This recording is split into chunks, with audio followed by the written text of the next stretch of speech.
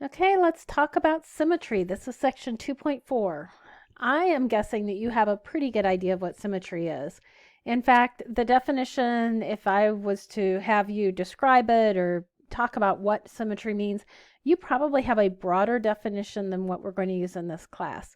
There's actually several different types of symmetry, but in this class we're going to focus on three, and these are types of symmetry that we're going to see when we look at graphs. So the three that we're going to talk about are symmetry with respect to the x-axis, the y-axis, and the origin. And I thought it would be kind of fun to demonstrate each of those with a real-life picture. So I started with this one of this cute little puppy. I just found it on the internet. It's not what my dog looks like, but this particular dog is fairly symmetric. Of course, it's not perfect, but if you were to take this picture of him and print it out and then fold it in half right down that center line that's already drawn in, it's going to match up pretty close. His left ear is going to match up with the right ear, left eye with the right eye, the two sides of his nose, his feet sticking out in front. Everything's going to line up pretty closely. So this is an example of symmetry with respect to the y-axis. Do you see that vertical line? That looks kind of like the y-axis right down the middle of the picture. And here's another example. In fact, this is probably the most classic example. Whenever I hear symmetry, this is what comes to mind is a butterfly. We fold it right down the middle, right down the body, and those wings are going to match up. We've got two pairs. The two on top are going to match up, the two on the bottom. And in this picture, even the antenna are going to match right up on top of each other. And again, this is vertical, that vertical line. So this is with respect to the y-axis. And you may recognize this building. This is the Taj Mahal, and it was built very symmetrical. The person who took this picture is lined up pretty dead center. You can see it's off just slightly, but pretty much right down, looking through that pool of water that again has that same symmetry. The towers that surround the Taj Mahal, even the trees are laid out symmetrical.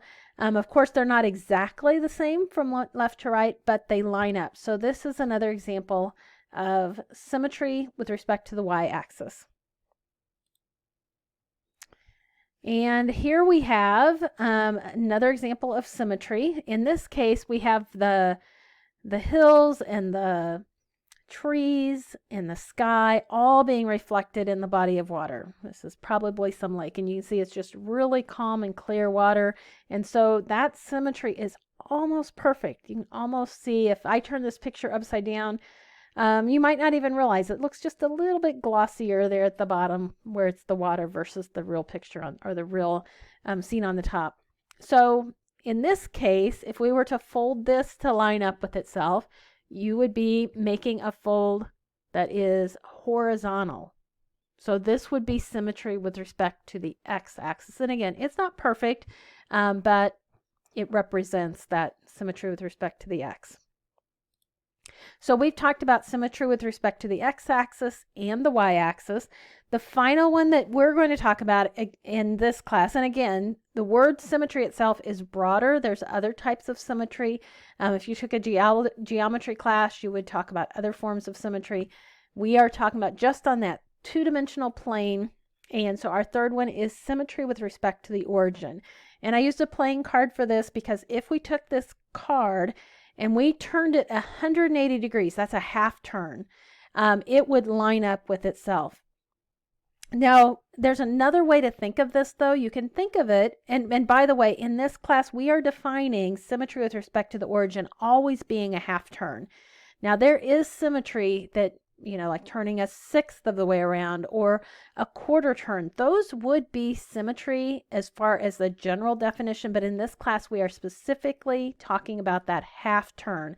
So you have to make it halfway around and it lines up with itself. That is symmetry with respect to the origin. Another way to think of how this works is if we took that card and we were to take the image and flip it across the x-axis and then across the y-axis, we would actually end up in the same place as if we took it 180 degree turn. And I put that together on this next slide. So here's our original card on the left. And then we flip it with respect to the y-axis. So you can see that the k's are backwards. They're in the opposite corners because we've just rotated it just around the y-axis. So just flipped it. And of course, this is a card, let's just say it's kind of transparent rather than having a back on the card. So we've just taken that image and flipped it across the y-axis. And then we take that middle one and flip it again, but this time flip it down. So this K that is up here in the top right corner flips down to the bottom right corner. The K that's in the bottom left flips up to the top left. So you see how starting with the original, flipping it twice, once across the x-axis, once across the y-axis, or in the other order. I guess I did it the other order before, but we end up with one that is the same as if we had just rotated it 180 degrees. And when we get to our algebraic definition of this, I think that's going to help to think of it that way, as flip the x, then flip the y, or vice versa. Okay, let's go to the notes and let's look at some graphs. And so we're going to not just look at the graphs to see visually what type of symmetry it is, one of the three. We're also going to talk about how, if you're given the information, the equation for the graph, how you can determine, without having to draw the graph, whether or not it has that type of symmetry. So this first one, it's probably pretty obvious. This parabola opens to the right. If we were to fold it right on that x-axis, we would it would match up with itself. The top would match up with the bottom. So this is symmetric with respect to the x-axis. And let's just look at this part right here. This is where we're going to think about it algebraically. So, but we're going to tie into the graph to understand why it works. But then when we get to some problems, we're not going to have to graph in order to check whether or not it's symmetric with respect to the x-axis. So what this says is, if we have a point that is on the graph, so x and y would be numbers. If we know that one point, then also the same x with the opposite y, the opposite sign y, is also going to be a point on the graph. So let's go over to our graph and let's find a point. It looks to me like the graph goes through this point right here, which is 3, 4. So in this sentence right here, if xy, that point xy is 3, 4, so x is 3, y is 4. If it is on the graph, then so is x negative y. Well, if x is 3 and y is 4, then the point x negative y would be 3, negative 4. So let's just check and see if that looks right. 1, 2, 3, negative 4 is going to be right down here. And do you see how we landed right on the graph? This is the definition of what it means to be symmetric with respect to the x-axis. If you know one point, keep that same x, but change the y to the opposite sign, and it needs to also be on the graph. And we could keep doing that. We could pick this point right here and go straight down the same amount below the axis as that one was above. We could go over here, same thing. All of these points have the same, when we look at those sets, the 2 points in the set have the same x, but opposite y's, one positive and one negative. This sentence right here is kind of important. Note that this is not a function. How do we know something is a function? What is the definition of a function? Is if for every x there is exactly one y, but this by definition is not true. For each x there's going to be two y's, the positive and the negative. And if you remember back in chapter 1 when we were testing to see if something was a function or not, we did the vertical line test, and if it crosses through the graph in more than one place, it is not a function. So this fails the vertical line test.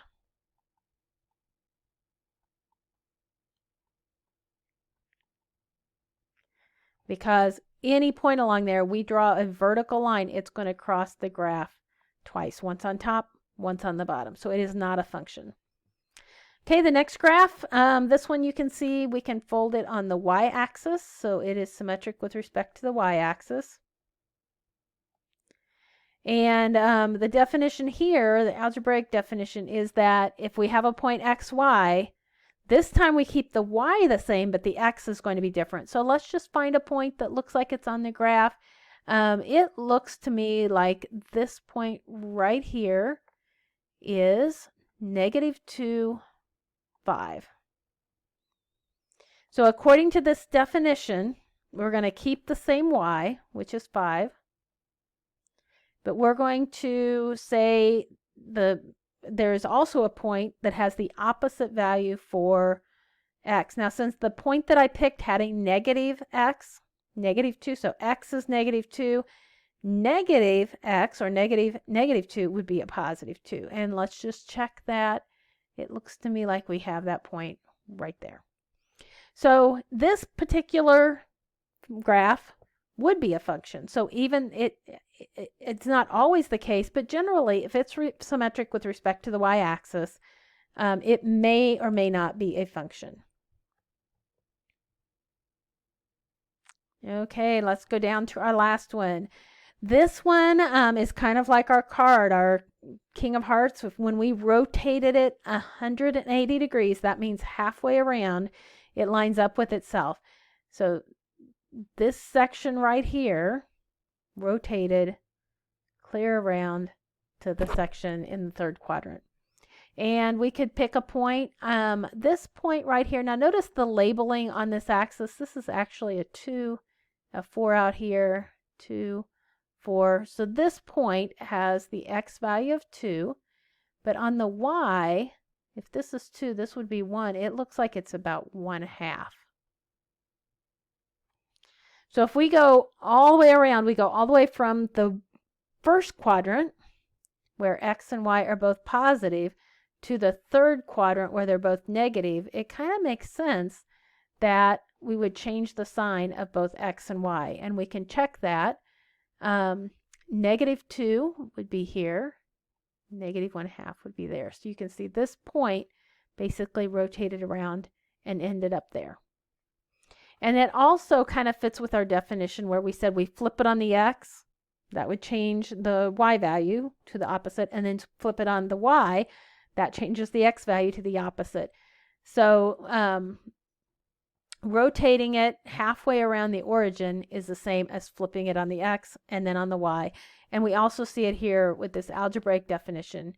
If something is symmetric with respect to the origin, if we know one point, we can find another point on the graph by changing the sign of both x and y. Okay, let's move on and start looking. We're first going to do some visual checks of what our symmetry looks like, and then we will do some algebra. Okay, for each of these graphs, we're going to look at whether it's symmetric with respect to the y-axis, the x-axis, or the origin. So let's just start with the first one. Let's just think about what would happen if we rotated it around the x-axis. So we flipped it over the x-axis. This little segment right here, flip it down, it would become down here. This piece would go up here. So as you can see, as I draw that, just picturing if I folded it on the x-axis, I am not ending up back on the graph. So it is not symmetric with respect to the x-axis.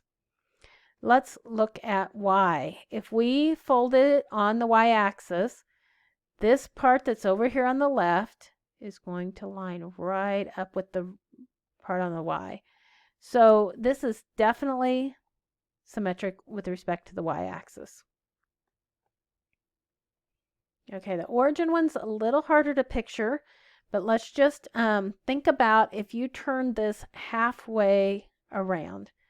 So as we turn, this piece right here is going to go up here and keep spinning to here.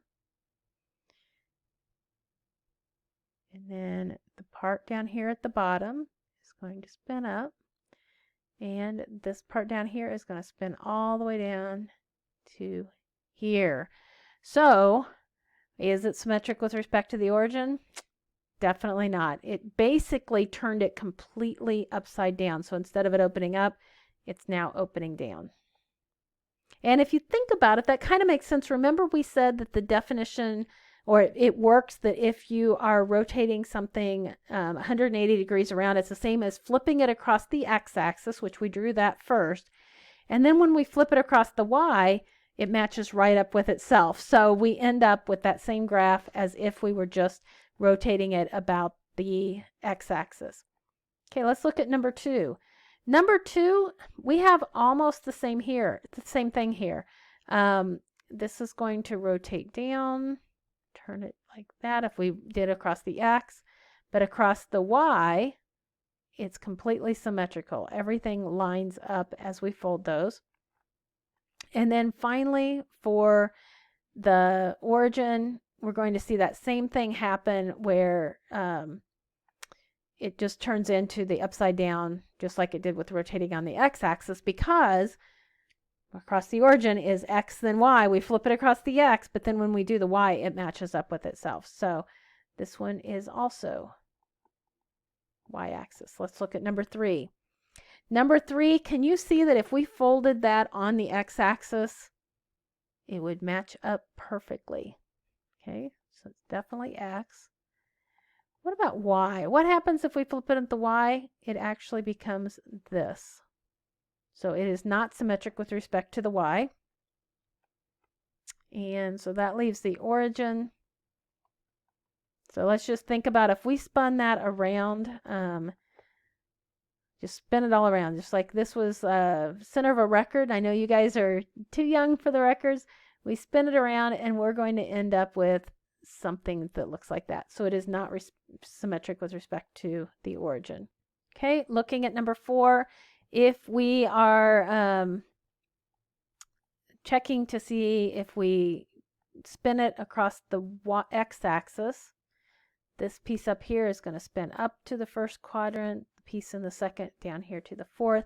You can see it's not matching up with itself, so it's not symmetric with respect to the x. How about the y?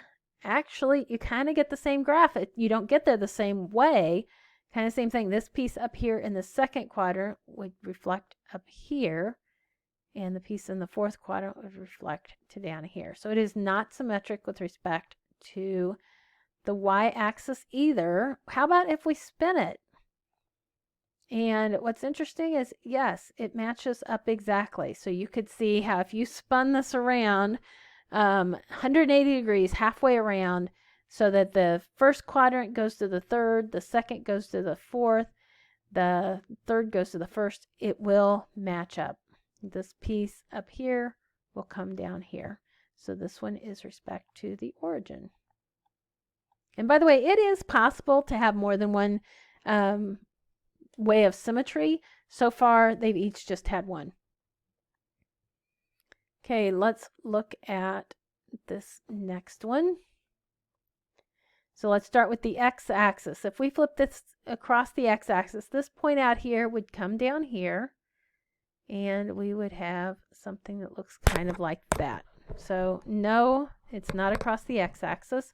How about the y? And I know this takes some visualization, but if you can just think about that, it's folding across it. So any point, we're going across the y-axis, at that same height would have to have another point just on the opposite side of the axis. And we don't have that. You can see we don't have that. And this would continue to kind of do like that. Okay, how about rotating all the way?